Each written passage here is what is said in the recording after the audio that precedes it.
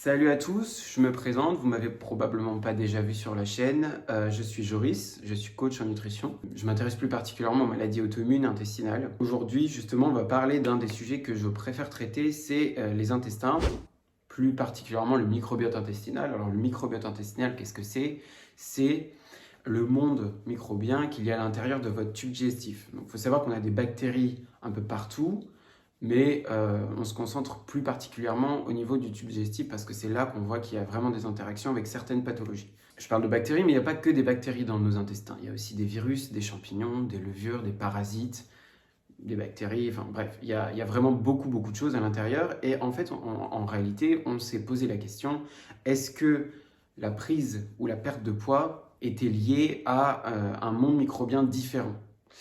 Donc en fait, on s'est posé cette question légitime parce que on s'est rendu compte que chez les souris qui étaient en surpoids, lorsqu'on prenait leur microbiote et qu'on le mettait dans des souris qui n'étaient pas en surpoids, ces souris prenaient également du poids. Donc on s'est posé la question, qu'est-ce qui se passe? Quels sont les microbes qui gèrent ça? Et en réalité, on a trouvé deux choses. On a trouvé une certaine bactérie qui s'appelle Dialister, et cette bactérie, elle est capable d'extraire plus de calories que nécessaire. C'est-à-dire que pour une même personne, le même régime alimentaire, le même style de vie, va entraîner chez une personne une perte de poids, significative ou non, et chez l'autre personne ne va pas entraîner de perte de poids. Et donc du coup, c'est un peu frustrant parce que la personne qui suit un régime hypocalorique assez drastique parfois parce qu'elle ne voit pas de résultat sur elle-même, donc elle continue à vouloir perdre et à diminuer encore plus ses calories. Et ça ne fonctionne pas, en fait, c'est parce que cette bactérie lui donne plus de calories de l'alimentation qu'on a, qu'on mange. Elle ne les invente pas, ces calories, mais elle va extraire plus de calories provenant de cette alimentation que d'autres bactéries lambda qui ne causent absolument pas de soucis au niveau de la digestion. Du côté pratique un peu, on a pu voir que chez deux sœurs jumelles qui avaient 32 ans à l'époque, Zoé et Hélène, donc là c'est assez intéressant parce que c'est vraiment une mise en pratique de ce qu'on voit au laboratoire par exemple. Et donc là en fait on a pu voir que Zoé, qui souffre de surpoids mais pas Hélène, a dans certaines circonstances pu donner son microbiote et a fait prendre du poids malheureusement indirectement à Hélène. Donc ce qui s'est passé en fait, c'était qu'Hélène a souffert d'une infection bactérienne à Clostridium difficile. Donc le Clostridium difficile, c'est une bactérie qui est capable de provoquer des symptômes qui ressemblent à la rectocolite hémorragique, c'est-à-dire du sang dans les selles, les diarrhées, une inflammation du côlon. En général, l'antibiothérapie, c'est-à-dire les antibiotiques, suffisent à éradiquer cette bactérie. Sauf que parfois, c'est pas suffisant.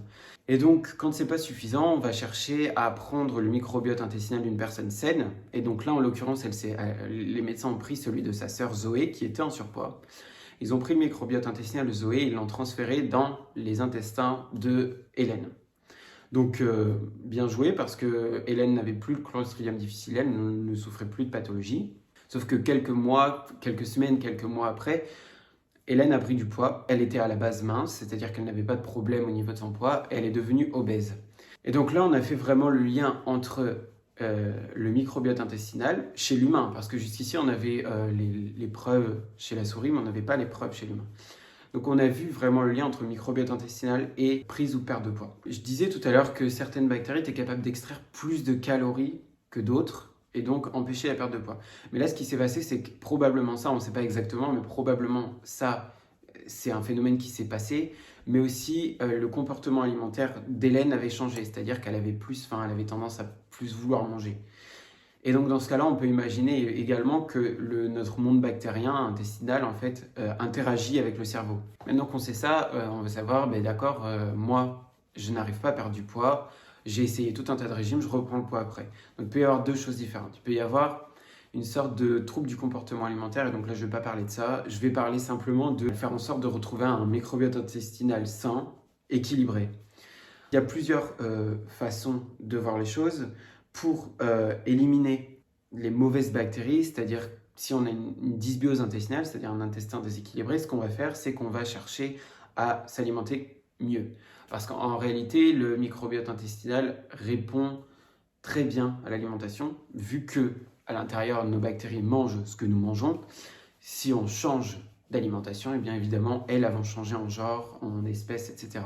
Quand on veut récupérer un microbiote intestinal sain, il faut éviter les céréales, par exemple, l'alcool, les sucreries, tous les produits industriels, tous les conservateurs, tous les additifs, etc. Tout ça, il va vraiment falloir oublier pendant un certain temps et que ça redevienne occasionnel par la suite.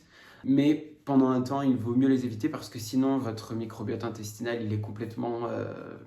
Voilà, il se nourrit que de ces aliments-là qui sont absolument pas bons du tout pour la santé. C'est-à-dire qu'ils n'ont pas de nutriments, ou peu. Et en général, ils sont à l'origine de certains autres problèmes de santé dont je ne vais pas parler aujourd'hui. On a aussi le style de vie qui agit énormément sur le microbiote intestinal, c'est-à-dire le sommeil, l'activité physique, les relations sociales et le stress. Donc si vous combinez alimentation, meilleure alimentation, par exemple une alimentation de type paléo, et un style de vie un peu plus calme, un peu moins stressé, un sommeil meilleur, des meilleures relations sociales, et bien là vous mettez toutes les chances de votre côté pour maximiser votre perte de poids. Voilà, j'espère que cette vidéo vous aura plu. On se retrouve probablement la semaine prochaine pour une nouvelle vidéo. Salut!